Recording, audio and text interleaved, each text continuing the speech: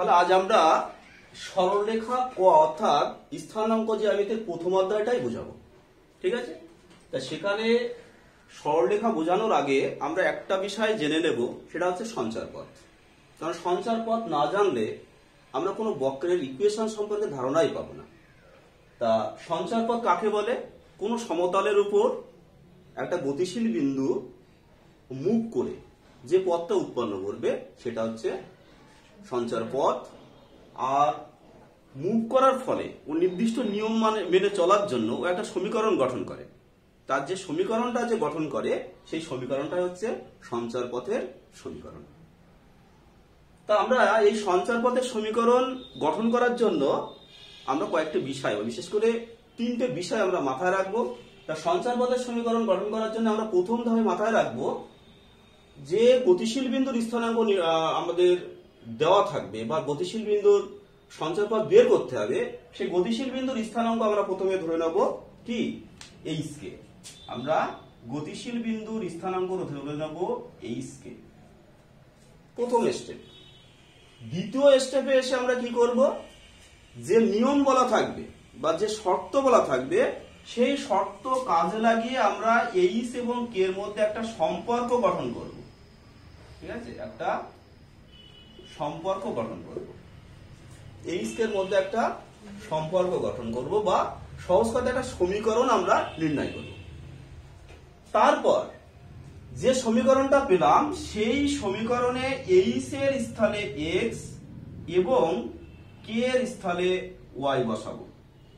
কি বললাম? H K দিয়ে যে সম্পর্ক পেলাম বা সমীকরণ পেলাম সেই সমীকরণে এইচ এর স্থানে এক্স এবং কে এর স্থানে ওয়াই বসিয়ে দেব। বসালে যে সমীকরণ হবে সেইটাই হচ্ছে সঞ্চার পথের সমীকরণ। ঠিক আছে, সেইটাই হচ্ছে সঞ্চার পথের সমীকরণ। তা সঞ্চার পথের সমীকরণটা কেন গুরুত্বপূর্ণ তোমরা এবার বুঝতে পারবে। দেখো, সরলরেখার ক্ষেত্রে আমরা ওই সঞ্চার পথের ধারণা দিয়েই সংজ্ঞাটা দেব। কারণ আমরা এর ছোটবেলায় আমরা কিন্তু সে সঞ্চার পথের ধারণা দিয়ে সংজ্ঞা পাইনি।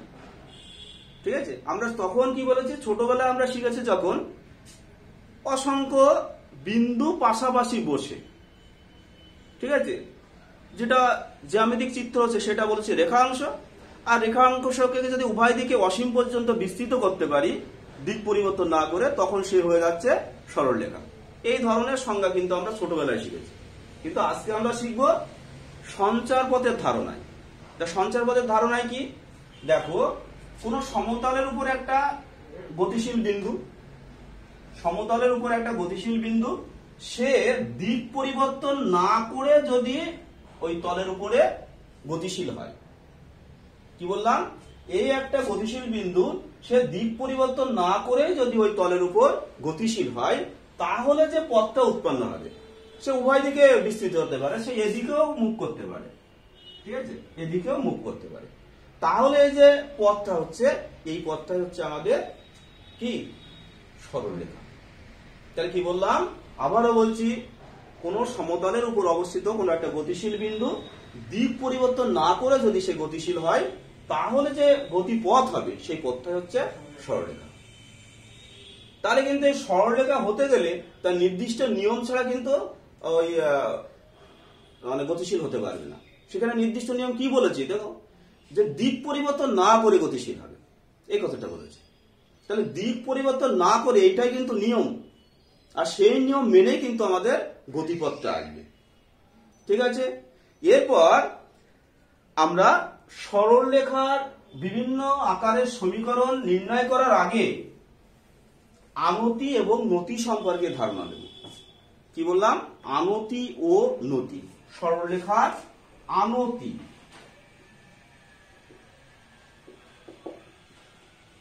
তা সরলরেখার আনতি কাকে বলে? কোন একটা সরলরেখা এক্স অক্ষের সঙ্গে যে কোণ উৎপন্ন করে, কোন একটা সরলরেখা অবশ্যই এক্স অক্ষের ধনাত্মক দিকের সহিত, কোন একটা সরলরেখা এক্স অক্ষের ধনাত্মক দিকের সহিত যে কোণ উৎপন্ন করে সেই কোণটাকে বলা হয় ওই সরলরেখার আনতি। মনে করো এ একটা সরলরেখা হচ্ছে এবি,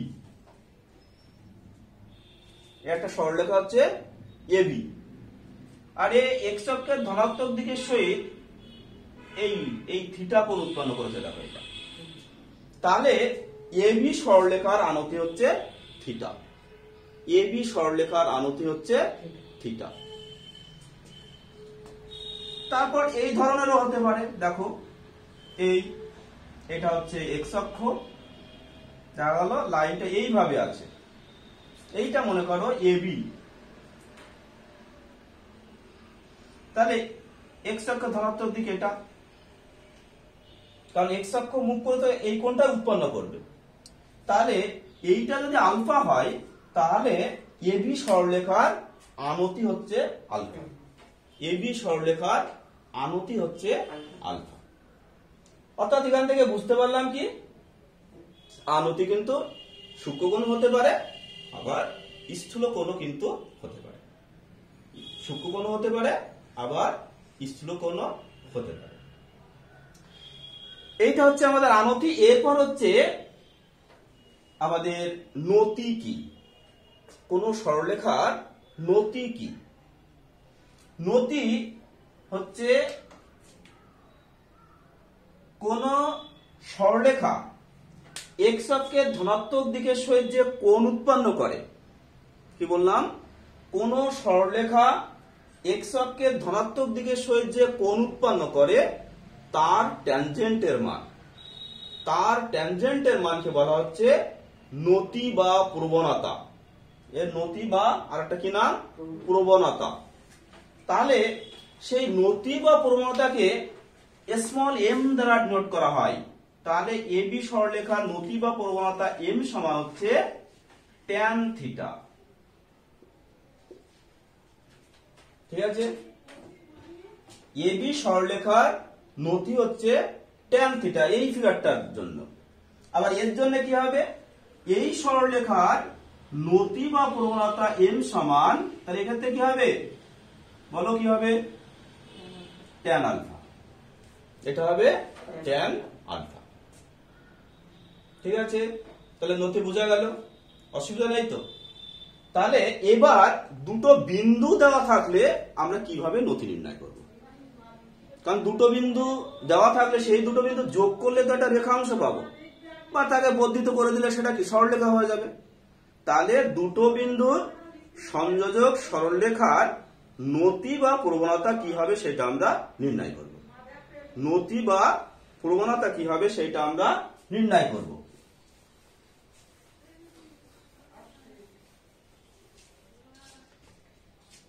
দেখো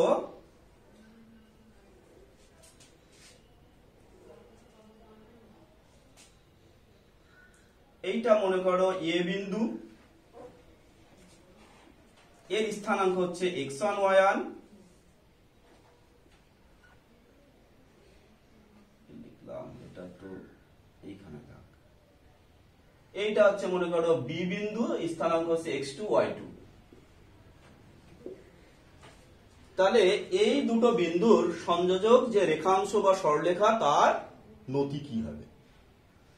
তা দেখো এই সরলরেখাটাকে যদি আমরা বর্ধিত করি তাহলে এক্স অক্ষকে একটা বিন্দুতেও ছেদ করছে, এবং এই যে ছেদ করলো, ছেদ করার ফলে এক্স অক্ষে ধনাত্মক দিকের সহিত মনে করো থিটা কোণ উৎপন্ন করেছে। তাহলে ট্যান থিটা হচ্ছে এই সরলরেখার নতি।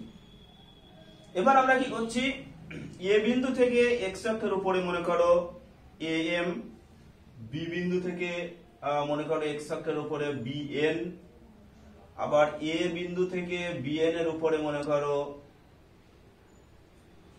এপি, এই লম্ব অঙ্কন করেছি আমরা, ঠিক আছে।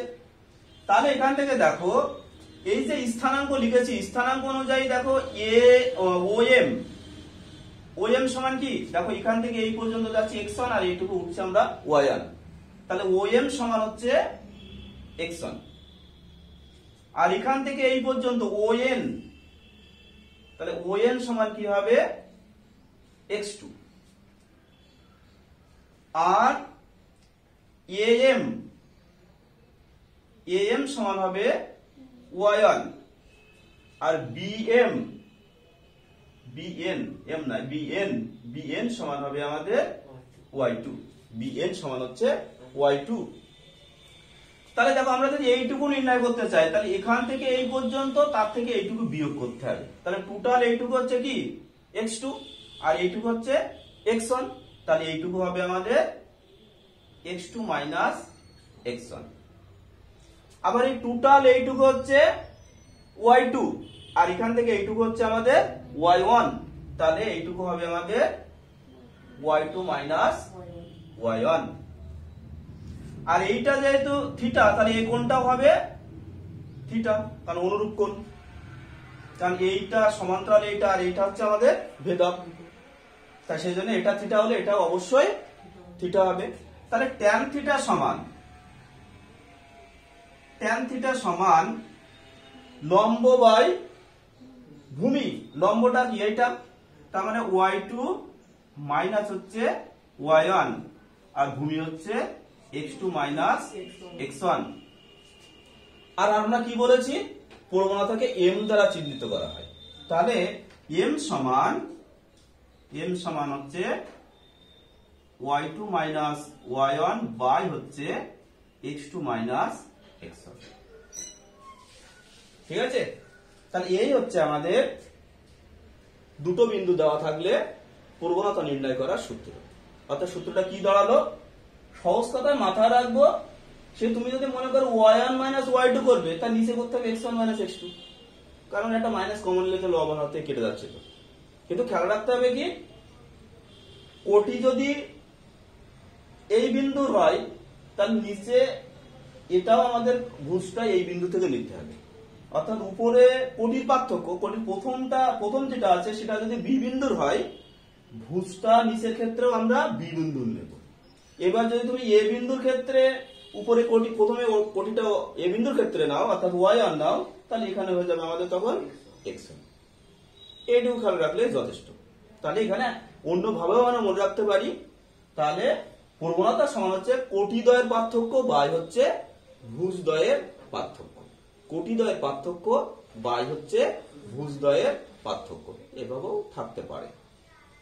তা দেখবে তোমাদের বইতে ছোট ছোট অঙ্ক আছে, দুটো বিন্দু দেওয়া আছে, দিয়ে বলেছে ওই সরলরেখার ওই দুটো বিন্দুর সংযোজক সরলরেখার প্রবণতা নির্ণয় করো বা নতি নির্ণয় করো।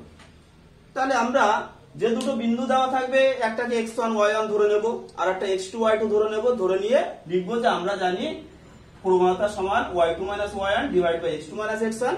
এবার সেখানে আমরা কি বসাবো, x1 y1 x2 y2 এর মান বসিয়ে দেবো, বসালে উত্তর চলে আসবে।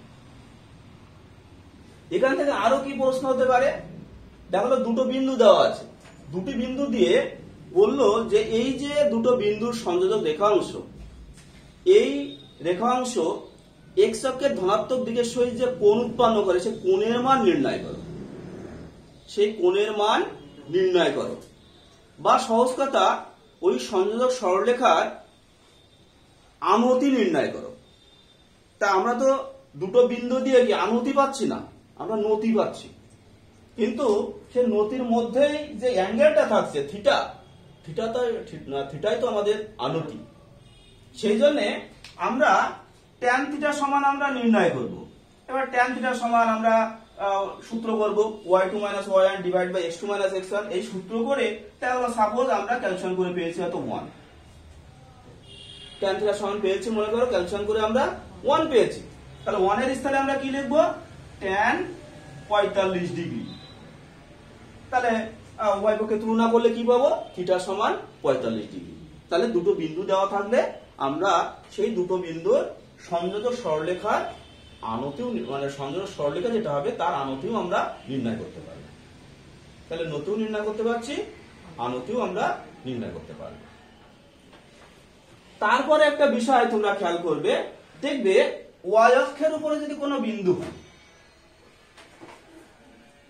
দেখো দুটো বিন্দু y অক্ষের উপরেই আছে, তা y অক্ষের উপরে কি হয়, x তো 0, y অক্ষের উপরে x এর মান 0, ভুজ 0, তাহলে কি আছে নিচে 0 চলে আসছে না, তার মানে সেক্ষেত্রে সামথিং বাই 0, আর সামথিং বাই 0 মানে কি, সেটা ইনফিনিটি। আর ইনফিনিটি ট্যান কত, 90 ডিগ্রি। tan 90 degree. তাহলে মাথায় রাখবে এক্স অক্ষের উপর লম্ব, এক্স অক্ষের উপরে লম্ব যে সরলরেখা তার আনতি সবসময়ের জন্য 90 ডিগ্রি। আর সাধারণভাবে আমরা বুঝতে পারছি যে এক্স অক্ষের উপরে লম্ব, তাহলে কি এক্স অক্ষের সঙ্গে তো 90 ডিগ্রি কোণ উৎপন্ন করেছে, ঠিক আছে। আর তোমার যে দেখা হলো ওই মাথায় থাকছে না আমি বিন্দু দিয়েই কাজ করব, এবার বিন্দু নিয়ে কাজ করলে দেখবে নিচে হয়তো জিরো চলে আসবে, আর নিচে জিরো আসলেই বলে দেবে এটা সমান ইনফিনিটি, সমান হচ্ছে tan 90 ডিগ্রি, অর্থাৎ থিটা সমান 90 ডিগ্রি, ঠিক আছে। আবার যদি এক্স অক্ষের উপরে বিন্দু থাকে, এক্স অক্ষের উপরেও থাকতে পারে বা এক্স অক্ষের সমান্তরাল থাকতে পারে, এক্স অক্ষের উপরে থাকতে পারে আবার এক্স অক্ষের সমান্তরালও থাকতে পারে। তাহলে দেখো এক্স অক্ষের উপরে বিন্দু যদি থাকে তাহলে সেক্ষেত্রে কি কোটি শূন্য, এক্স অক্ষের উপরে যে সমস্ত বিন্দু সেখানে ওয়াই এর মান শূন্য, তাহলে উপরে দেখবে জিরো চলে আসবে। তাহলে tan থিটা সমান 0, তাহলে সেখান থেকে লিখবো tan 0 তো 0, তাহলে থিটা সমান হয়ে যাবে আমাদের 0। আবার এক্স অক্ষের সমান্তরাল যদি হয়, এক্স অক্ষের সমান্তরাল হতে কি হবে, হলে অবশ্যই এই যে দূরত্ব এক্স অক্ষ থেকে দূরত্ব সেটা ফিক্সড। এক্স অক্ষের সমান্তরাল যদি কোনো লাইন আমরা ড্র করি সেক্ষেত্রে কি হবে, এক্স অক্ষ থেকে দূরত্বটা ফিক্সড, নির্দিষ্ট। তাহলে এক্স অক্ষ থেকে দূরত্ব যদি কোনো কারণে 5 হয় তাহলে সব জায়গায় প্রত্যেকটা বিন্দুর ক্ষেত্রে ওয়াই এর মান 5 হবে, ঠিক আছে। এরকম যদি আমরা ড্র করি, মনে করো এই লাইনটা টানলাম, তাহলে এর উপরে যদি একটা বিন্দু নিই, এখান থেকে এই পর্যন্ত যদি এই দূরত্বটা যদি 5 হয় তাহলে সব জায়গায় 5। তাহলে এরপরে বিন্দু এখানে যদি আমাদের সাপোজ 2,5 হয় তাহলে এইখানে বিন্দুটা হয়ে যাবে হয়তো দেখা হলো 3,5। তার মানে কোটি হচ্ছে নির্দিষ্ট হবে, কোটি হচ্ছে নির্দিষ্ট। তাহলে কোটি যদি নির্দিষ্ট হয় তাহলে দেখো কি উপরে কি চলে আসছে, 0 চলে আসছে না, এটা 5 - 5। তো এটা দুটো বিন্দুর ক্ষেত্রে মানে পার্থক্য গুলি কি 5 - 5, তার মানে সেক্ষেত্রে tan থিটা সমান দেখো 0 আসছে, ঠিক আছে। tan থিটা সমান 0 আসছে, থিটা সমান 0, ঠিক আছে। তাহলে আমরা এক্স অক্ষ এক্স অক্ষের সমান্তরাল, ওয়াই অক্ষ ওয়াই অক্ষের সমান্তরাল, এদের যে আনতি বা প্রবণতা সম্পর্কে কিন্তু আমরা ধারণা পেলাম, অসুবিধা নেই তো। আচ্ছা, তাহলে এরপর হচ্ছে বিভিন্ন আকারের সরলরেখা। এইবার কিন্তু আমরা সরলরেখার বিভিন্ন রূপগুলো নিয়ে আলোচনা করব। তা দেখো তোমরা সরলরেখার বিভিন্ন রূপ সম্পর্কে অলরেডি ক্লাস 9 থেকে কিন্তু ধারণা পেয়ে এসছো। দেখো ক্লাস 9-এ তোমরা যখন গ্রাফ অঙ্কন করেছো তখন কিন্তু এক্স অক্ষের সমীকরণ, ওয়াই অক্ষের সমীকরণ, এই সমস্ত ধারণা তোমরা পেয়েছো। তা দেখো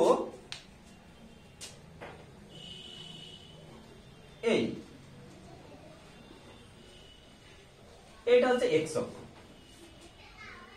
তাহলে কোন একটা বিন্দুকে যদি এই এক্স অক্ষের উপরে মুভ করতে হয়, সবসময় এর উপরেই গতিশীল হবে, এক্স অক্ষের উপরে। তাহলে কোন বিন্দু এক্স অক্ষের উপরেই যদি মুভ করতে হয় বা এক্স অক্ষের উপরেই থাকতে হয় তাহলে কি নিয়ম মেনে চলতে হবে, ওয়াই শূন্য মেনে চলতে হবে, ওয়াই ইকুয়াল টু 0। এই নিয়ম যদি না মেনে চলে তাহলে কি হবে, তাহলে তুমি বললে ওয়াই সমান 1, তাহলে এইখানে এসছে ওয়াই সমান 1, হঠাৎ এইখানে চলে যাবে। তাহলে ওয়াই সমান হয়তো 0, আবার এখানে চলে আসবে, আবার হয়তো বললো ওয়াই সমান 3, এইখানে চলে গেল। তার মানে এই সরলরেখার পরে তখন আর কিন্তু মুভ করতেও পারবে না, অর্থাৎ এক্স অক্ষের উপরে মুভ করতে পারবে না। তাহলে এক্স অক্ষের উপরে মুভ করতে গেলে কি হতে হবে, ওর নিয়মটা কি মেনে চলতে হবে, ওয়াই সমান 0 বা এক্স অক্ষ থেকে দূরত্বটা সর্বদা 0, এই নিয়ম মেনেও চলতে হবে। মেনে যদি চলে তাহলে একমাত্র এক্স অক্ষের উপরে এই বিন্দুটা অবস্থান করবে, তখনই আমরা এক্স অক্ষের সমীকরণ পাবো। সেই জন্য তোমরা 9-এ শিখে এসছো ওয়াই সমান 0 হচ্ছে এক্স অক্ষের সমীকরণ, ওয়াই সমান 0 হচ্ছে এক্স অক্ষের সমীকরণ, বোঝা গেল। এইবার যদি আমরা এক্স অক্ষের সমান্তরাল কিছু করতে চাই, দেখো একটু আগে আমি সেটা ব্যাখ্যা করেছিলাম। মনে করো এটা কি লাইনটা যেটা ড্র করেছে মোটামুটি এক্স অক্ষের সমান্তরাল। তাই আমি একটু আগেই বলেছিলাম এই যে ডিসটেন্স, সব জায়গায় এই ডিসটেন্সটা নির্দিষ্ট হতে হবে, এই ডিসটেন্সটা সব জায়গায় কনস্ট্যান্ট একই থাকতে হবে। যদি একই না থাকে তাহলে এখানে হলো 5, এইখানে হলো 6, তাহলে তো এই চলে যাবে। তো তারপর আবার দেখা হলো 5, তাহলে আবার নিচে চলে আসবে, ঠিক আছে, তাহলে ও সমান্তরাল থাকবে না। তার মানে আমাদের এই যে এক্স অক্ষ থেকে দূরত্ব, এক্স অক্ষ থেকে ওই সরলরেখার দূরত্ব এটা কনস্ট্যান্ট হতে হবে। এক্স অক্ষ থেকে দূরত্বটা হচ্ছে আমাদের কোটি, এক্স অক্ষ থেকে দূরত্বটা হচ্ছে কোটি অর্থাৎ ওয়াই। তাহলে এই সমান্তরাল হতে গেলে, এই সরলরেখাটা এক্স অক্ষের সমান্তরাল হতে গেলে আমাদের কোটি কনস্ট্যান্ট হতে হবে। কোটি সমান কি হবে? কনস্ট্যান্ট হবে। সেটা আমরা সাধারণত কেউ ধরতে পারি, এও ধরতে পারি, যে কোনো একটা ধরতে পারি। বোঝা গেল? অনুরূপ ভাবে আমরা যদি ওয়াই অক্ষ নিয়ে বিবেচনা করি তাহলে দেখবে ওয়াই অক্ষের সমীকরণ আমরা কি পাবো? তাহলে x সমান 0 পাবো। আর ওয়াই অক্ষের সমান্তরাল যদি আমরা লাইন ড্র করি তাহলে তার সমীকরণ আমরা কি পাবো? তাহলে x সমান কনস্ট্যান্ট, x সমান কনস্ট্যান্ট। ঠিক আছে? তাহলে আমরা কি পেলাম? x অক্ষের সমীকরণ y = 0, x অক্ষের সমান্তরাল সরলরেখার সমীকরণ y সমান k, y অক্ষের সমীকরণ x সমান 0, আর y অক্ষের সমান্তরাল সরলরেখার সমীকরণ হচ্ছে আমাদের x সমান কনস্ট্যান্ট, x সমান k। বুঝতে পারলো তো? অসুবিধা নেই তো? এরপর সবথেকে গুরুত্বপূর্ণ সূত্র নিয়ে আসছি আমরা এবার। সবথেকে গুরুত্বপূর্ণ সূত্র, সূত্রটা কি? প্রবণতা ছেদিতাংশ আকারের সরলরেখার সমীকরণ। প্রবণতা ছেদিতাংশ আকারের সরলরেখার সমীকরণ, যেগুলো অঙ্ক করার জন্য খুব খুব কাজে লাগবে, এবং তোমরা যতদিন সায়েন্সে থাকবে ততদিন কিন্তু এই ধারণা কাজে লাগবে। ফিজিক্স, কেমিস্ট্রি সব জায়গায় কাজে লাগে। কি বললাম? প্রবণতা ছেদিতাংশ আকারের সরলরেখার সমীকরণ। তা প্রবণতা ছেদিতাংশ আকারের সরলরেখার সমীকরণ অর্থাৎ দেখো ওখানে ভাষা দিচ্ছি প্রবণতা আর ছেদিতাংশ, অর্থাৎ প্রবণতা তোমার প্রদত্ত, আর ছেদিতাংশ মানে ছেদ করেছে একটা অংশ, তা ছেদ করবে কোথা থেকে? ওয়াই অক্ষ থেকে। অর্থাৎ তোমার জানা আছে কি, যে না প্রবণতা জানা আছে আর ওয়াই অক্ষ থেকে ওই সরলরেখা কতটুকু ছেদ করেছে সেটুকু জানা আছে, তাহলে ওই সরলরেখার সমীকরণ কি হবে? তাহলে প্রবণতা ছেদিতাংশ এর অর্থ হচ্ছে প্রবণতা জানা থাকবে আর ওয়াই অক্ষ থেকে ছিন্ন অংশের দৈর্ঘ্য জানা থাকবে। ঠিক আছে? তা আমরা ধরে নিচ্ছি যে সরলরেখা নির্ণয় করতে যাচ্ছি তার প্রবণতা হচ্ছে m, আর ওয়াই অক্ষ থেকে যে অংশ ছিন্ন করেছে সেটা দৈর্ঘ্য হচ্ছে c। তাহলে এই m আর c দিয়ে আমরা সরলরেখার সমীকরণটা গঠন করব। m এবং c দিয়ে সরলরেখার সমীকরণ আমরা গঠন করব। তা দেখো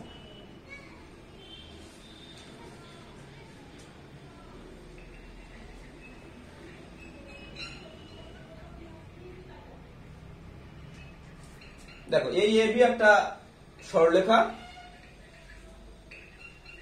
এটা হলো এক্স অক্ষ, এটা ওয়াই অক্ষ, নেগেটিভ এক্স অক্ষ, নেগেটিভ ওয়াই অক্ষ। এবার দেখো এইটা মনে করো থিটা। ঠিক আছে?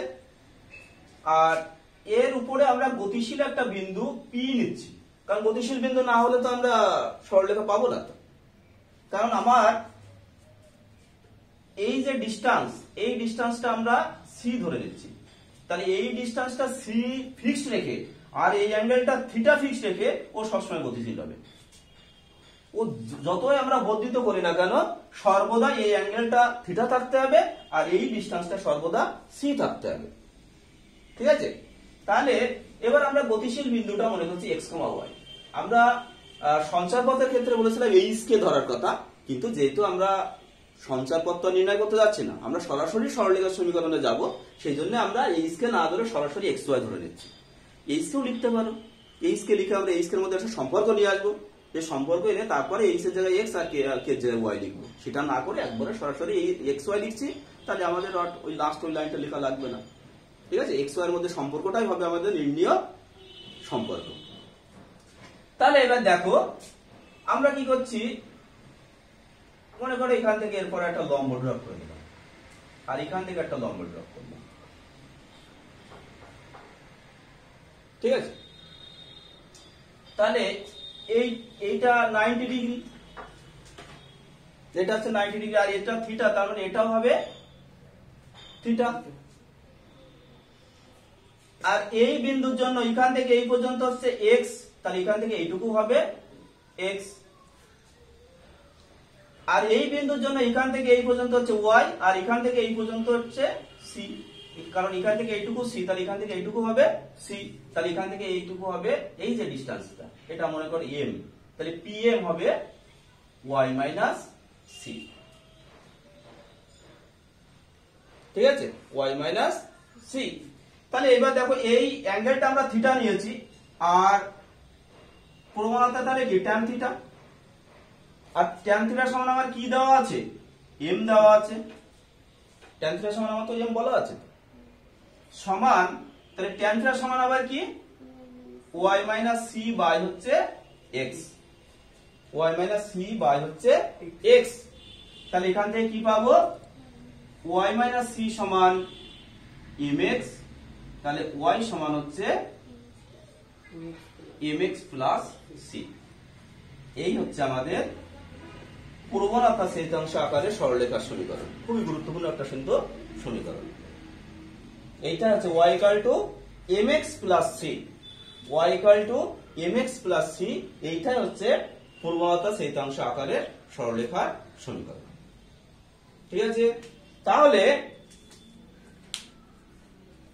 y এর সহগ দেখো শুধু 1 রাখতে হবে, অন্য কিছু রাখলে হবে না, মাইনাস প্লাস কিছুই রাখলে হবে না। ঠিক আছে, y এর সহগ 1 থাকবে। এবার সমীকরণটা ট্রান্সফার করে দিলে এবার x ইনটু সামথিং করব প্লাস কনস্ট্যান্ট করব, যে কনস্ট্যান্ট হবে সেটা হচ্ছে y অক্ষ থেকে চিহ্ন অংশের দৈর্ঘ্য, আর x এর সহগ যেটা সেটা হচ্ছে আমাদের প্রবণতা, সেটা হচ্ছে আমাদের প্রবণতা। এবার দেখো আমরা সিটাকে কি বলছি, y অক্ষ থেকে যে অংশ ছিন্ন করছে সেটা হচ্ছে c। এইবার দেখো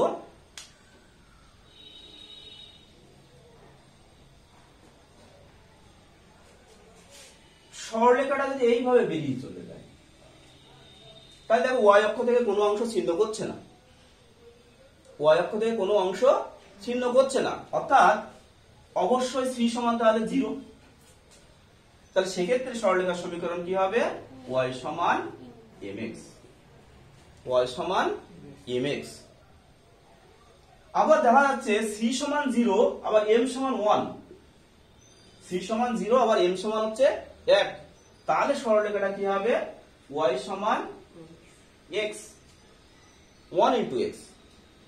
অর্থাৎ এখানে প্রবণতা কিন্তু m সমান হচ্ছে 1, আর m এর মান আমরা কি ধরে নিই, tan থিটা, তাহলে tan থিটা সমান 1, অর্থাৎ tan 45 ডিগ্রি, অর্থাৎ থিটা সমান হচ্ছে 45 ডিগ্রি। তাহলে সেক্ষেত্রে কি হবে, সরলরেখাটা মূল বিন্দু দিয়ে যাবে, আর এর সঙ্গেও 45 ডিগ্রি কোণ উৎপন্ন করবে, আবার এই y অক্ষের সঙ্গেও তাহলে 45 ডিগ্রি কোণ উৎপন্ন করবে। বোঝা গেল? আবার এটা যদি m = -1 হয়, y m = যদি -1 হয়, তাহলে y = -x, তাহলে দেখো tan থিটা সমান আমরা পাবো কি -1, আর -1 এর মান হচ্ছে tan 135 ডিগ্রি, এই মুখস্থ রাখতে হবে কিন্তু। তাহলে থিটা সমান হবে 135 ডিগ্রি।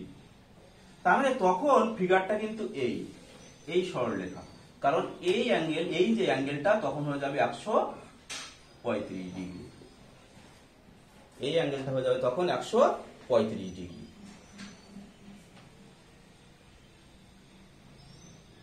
বোঝা গেল? এবার আমরা এখান থেকে আবার দুটো একটা ডিডাকশন একটু আলোচনা করব, তাড়াতাড়ি লিখতে হবে, দেরি করলে হবে না, সময় সঙ্গে লিখে দিতে হবে।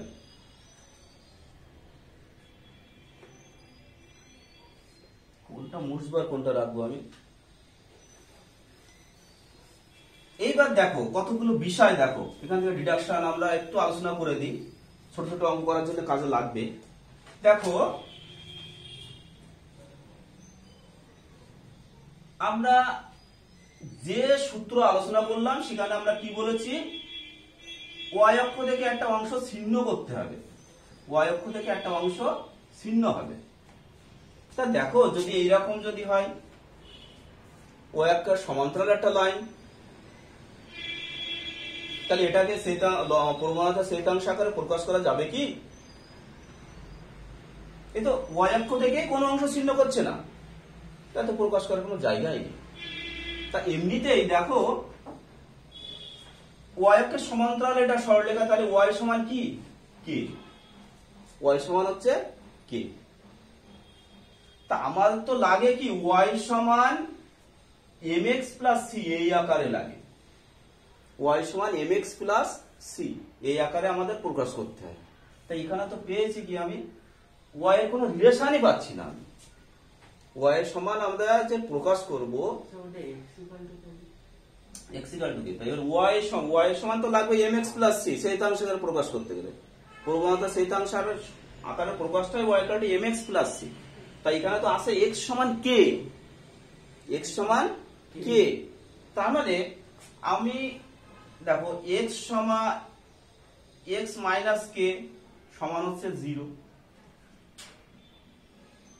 তাহলে x মাইনাস কে সমান হচ্ছে দেখো 0 ইন্টু ওয়াই। তাহলে এবার যদি y সমান লিখি তার মানে তাহলে তো x by 0 minus k by 0 এরকম চলে আসছে না? হ্যাঁ, বাস্তবে ওইভাবে প্রকাশ করা যায়? প্রকাশ করা যাবে না। তাহলে মাথায় রাখবে কি ওয়াই অক্ষের সমান্তরাল সরলরেখা, যেহেতু ওয়াই অক্ষ থেকে কোনো অংশ ছিন্ন করছে না, আর এটা আর একটা বিষয় হচ্ছে এ তো 90 ডিগ্রি কোণ উৎপন্ন করেছে, আর tan 90 তো অসঙ্গত।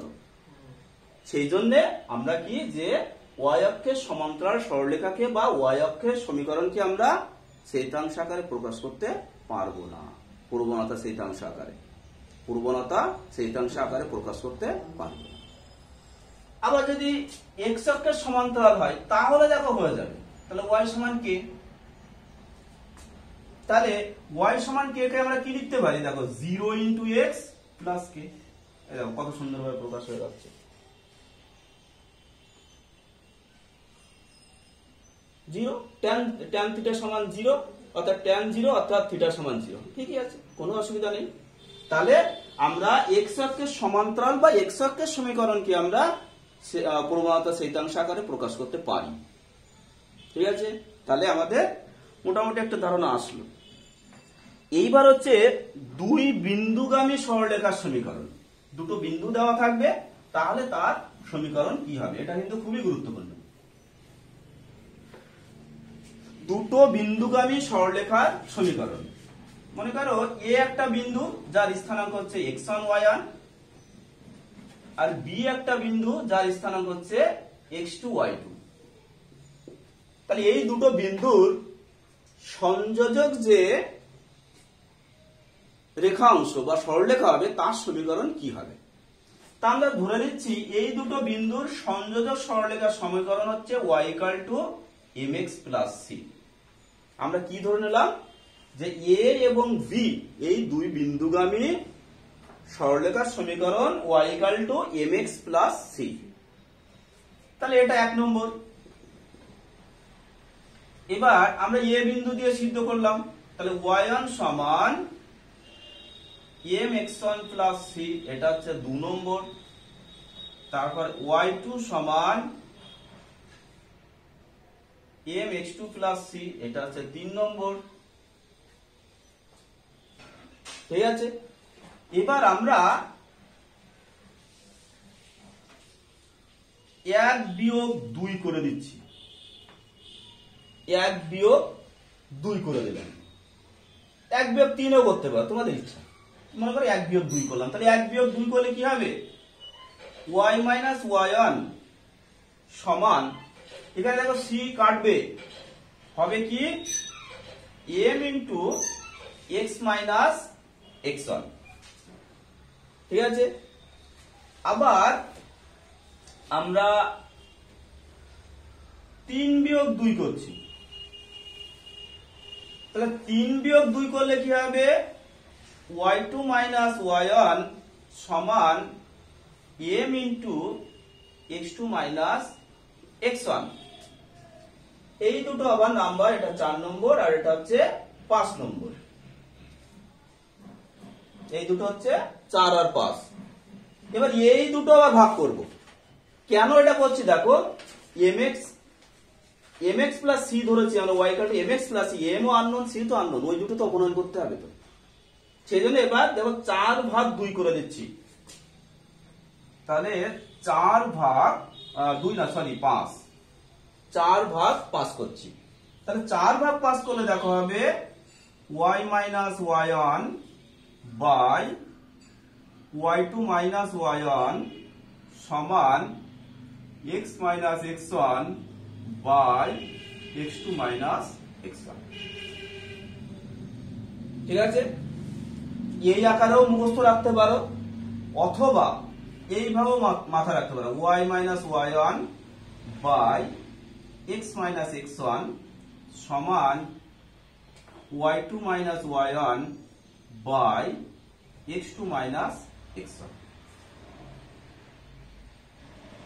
এই আকারেও তোমরা সরলরেখার সমীকরণ মাথায় রাখতে পারো, এই আকারেও সরলরেখার সমীকরণ মাথায় রাখতে পারো। ঠিক আছে,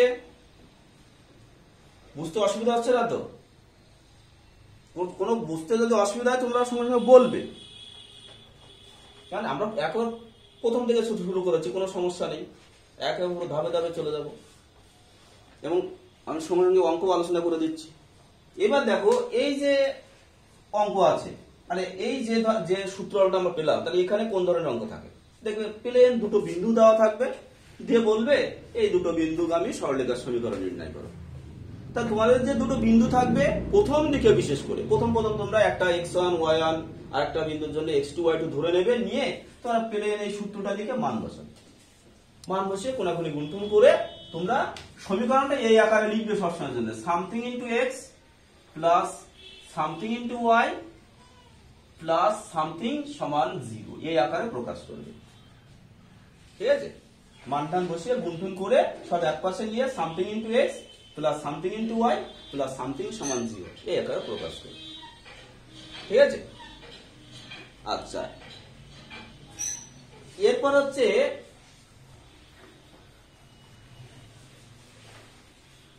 ছেদিতাংশ আকারে সরলরেখার সমীকরণ। ছেদিতাংশ আকারে সরলরেখার সমীকরণ আগে আমরা আলোচনা করেছি প্রবণতা ছেদিতাংশ আকার, এবার হচ্ছে ছেদিতাংশ আকারে সরলরেখার সমীকরণ। তা ছেদিতাংশ আকারে সরলরেখার সমীকরণ কি? দেখো ছেদিতাংশ দুটো অংশ ওখানে থাকবে, এক্স অক্ষ থেকে একটা অংশ ছিন্ন করবে আর ওয়াই অক্ষ থেকে একটা অংশ ছিন্ন করবে।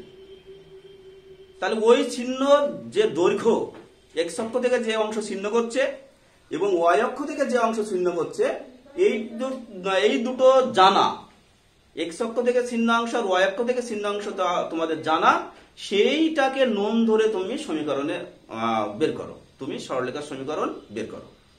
তা দেখো খুব সহজ,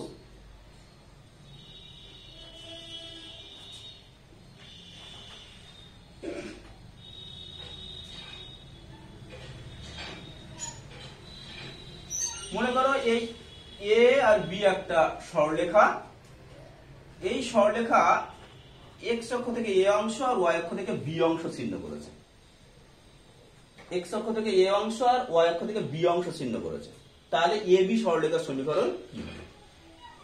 এইটাই তোমার জানা, এই অংশ আর এই অংশটাই তোমাদের জানা, এ আর বি কিন্তু তোমাদের নোন, এটা প্রদত্ত, এটা 3 হতে পারে, এটা 5 হতে পারে, এরকম। তাহলে এ বি সরলরেখার সমীকরণ কি হবে? তাহলে এ বিন্দুর স্থানাঙ্ক কি হবে বলো, আর বি বিন্দুর স্থানাঙ্ক কি হবে? এ বিন্দুর স্থানাঙ্ক কি বললে? a, 0, এখান থেকে এইটুকু তো এ, তাহলে এ বিন্দুর স্থানাঙ্ক হচ্ছে a, 0। আর বি বিন্দুর স্থানাঙ্ক কি হবে? 0, b, বি বিন্দুর স্থানাঙ্ক হচ্ছে 0, b। তাহলে দেখো এর আগে আমরা আলোচনা করেছি কি, দুটো বিন্দুগামী সরলরেখার সমীকরণ, এই তো দুটো বিন্দু পেয়ে গেছি। তো তাহলে দুই বিন্দুগামী সরলরেখার সমীকরণ কি করেছি? y মাইনাস y1, তাই এটা মনে করছে y1 0, x মাইনাস x1 এটা a সমান y2 minus y1 divide by x2 minus x1। তাহলে এখানে পাচ্ছি দেখো y by x minus a সমান b বাই মাইনাস a। এরপর আমি গুণ করছি, তাহলে bx মাইনাস ab সমান minus ay, bx minus ab সমান হচ্ছে মাইনাস ay। তাহলে সাইড চেঞ্জ করে এক পাশে নিয়ে আসছি, তাই কি হবে bx প্লাস ay সমান হচ্ছে ab, কারণ মাইনাস ab বসে গেলে প্লাস ab হয়। এবার ab দিয়ে উভয় পক্ষে ভাগ করে দিচ্ছি, তাহলে ab দিয়ে ভাগ করলে দেখো b কাটবে, থাকবে কি x বাই a, এখানে a কাটবে অর্থাৎ থাকবে y বাই b সমান হচ্ছে 1, x by a plus y by b সমান হচ্ছে 1। এইটাই হচ্ছে আমাদের ছেদিতাংশ আকারের সরলরেখার সমীকরণ, এইটাই হচ্ছে আমাদের ছেদিতাংশ আকারের সরলরেখার সমীকরণ। বুঝা গেল? তাই এখানে দেখবে তোমাদের অঙ্ক থাকে, হয়তো বলে দিল x অক্ষ থেকে ছেদিতাংশ 4 একক, y অক্ষ থেকে ছেদিতাংশ 5 একক, তাহলে সরলরেখার সমীকরণ কি হবে? তাহলে সরলরেখার সমীকরণ কি হবে? তাহলে আমরা কি করব, x by 4 plus y by 5 সমান হচ্ছে 1, হয়ে গেল সমীকরণ। এবার সবসময় যে পজিটিভ থাকবে এমন কোনো কথা নেই, আমাদের থাকতে পারে কি, হয়তো বললো x অক্ষ থেকে ছেদিতাংশ -7 আর y অক্ষ থেকে ছেদিতাংশ হচ্ছে হয়তো 6 বা 6 না দিয়ে মনে করো 10, সবসময় পাশাপাশি থাকবে এমন কোনো কথা নেই।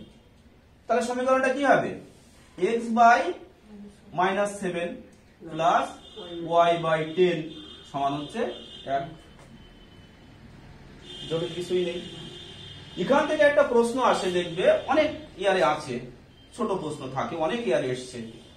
দেখো এ বি সরলরেখার সমীকরণ কি হয়েছে, x by a plus y by b সমান 1, অর্থাৎ এখান থেকে জানতে পারছি x অক্ষ থেকে ছেদিতাংশ a, y অক্ষ থেকে ছেদিতাংশ হচ্ছে b, ঠিক আছে?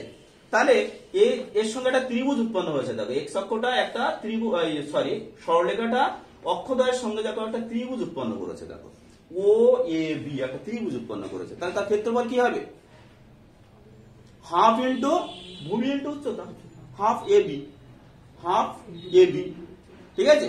তো এই ধরনের অঙ্ক থাকে, কেমন থাকে, একবার ছোটখাটো একটা এক্সাম্পল নিচ্ছি, একবার সাধারণ এক্সাম্পল দেখো।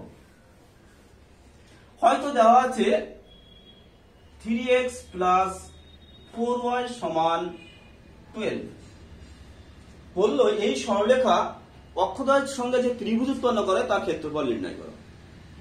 তাহলে প্রথমে ছেদিতাংশ আকারে প্রকাশ করতে হবে, তাহলে 12 দিয়ে ভাগ করব, ভাগ করলে কি হবে, x by 4 plus y by 3 সমান হচ্ছে 1। তাহলে অক্ষদ্বয়ের সঙ্গে উৎপন্ন ত্রিভুজের ক্ষেত্রফল হাফ ইন্টু ভূমি ইন্টু উচ্চতা বর্গ একক, তাহলে সমান কত হচ্ছে 6 বর্গ একক, এটা 2 3 2 6, ঠিক আছে? তাহলে এইভাবেও কিন্তু অঙ্ক আসতে পারে, বুঝে গেল? অসুবিধা নেই তো? তাহলে এই গেল আমাদের ছেদিতাংশ আকার। এবার ছেদিতাংশ আকারের ক্ষেত্রে দেখো আমরা কি বলছি, দুটো অক্ষ থেকেই কিন্তু ছিন্ন করতে হবে। তাহলে এবার যদি আমার বলে x অক্ষের সমান্তরাল সরলরেখা, তাহলে x অক্ষের সমান্তরাল সরলরেখা কি হচ্ছে, y অক্ষ থেকে একটা অংশ ছিন্ন করছে, কিন্তু x অক্ষ থেকে তো ছিন্ন করছে না, করছে? ফিগার আকারে আরো ক্লিয়ার হবে তোমাদের। তা দেখো এইটা মনে করো x অক্ষ আর এটা হচ্ছে y অক্ষ। তা দেখো x অক্ষের সমান্তরাল এই লাইন আমি অঙ্কন করলাম, এইটা। তাহলে এই যে লাইনটা আমি ড্র করেছি, এটা কি y অক্ষ থেকে কোনো অংশ ছিন্ন করছে না, তাহলে একটা অক্ষ থেকে ছিন্ন অংশটা পাচ্ছি আমরা, তাহলে এটা ছেদিতাংশ আকারে প্রকাশ করা যাবে না। আবার যদি y অক্ষের সমান্তরাল হয়, তাহলে x অক্ষ থেকে একটা অংশ ছিন্ন করছে, কিন্তু y অক্ষ থেকে কোনো অংশ ছিন্ন করছে না, তাহলে এক্ষেত্রেও আমরা কি ছেদিতাংশ আকারে প্রকাশ করতে পারবো না। তাহলে অক্ষদ্বয়ের সমান্তরাল সরলরেখা আমরা ছেদিতাংশ আকারে প্রকাশ করতে পারবো না, বুঝা গেল? এরপর হচ্ছে অভিলম্ব আকারের সরলরেখার সমীকরণ। অভিলম্ব আকারের সরলরেখার সমীকরণ আজকে আমরা এই যে অভিলম্ব আকারের সরলরেখার সমীকরণ যেটা বুঝাবো, এইটা বোঝানোর পর আজকের মতো শেষ রাখবো। মানে এই যেটুকু আলোচনা করলাম এর উপরে বইতে যে অঙ্কগুলো আছে সেগুলো তোমরা করে ফেলবে। পরের দিন আমরা আরো কিছু সূত্র আলোচনা করব, তার উপরে বাকি অঙ্কগুলো দিয়ে দেবো, ঠিক আছে? তাহলে দেখো অভিলম্ব আকারের সরলরেখার সমীকরণটা কি,